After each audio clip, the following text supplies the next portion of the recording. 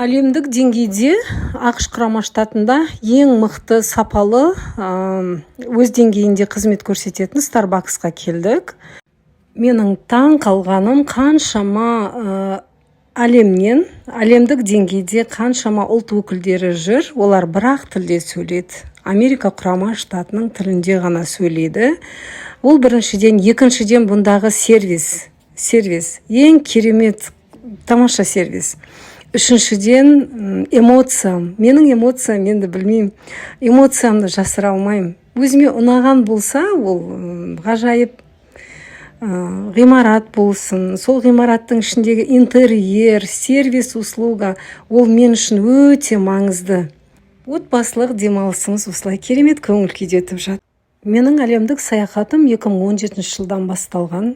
Ол қай кезде мен өзімді жақсы көріп, өзімнің құндылығымды сезінгеннен бастап, сол күннен бастап менің өмірім өзгерді.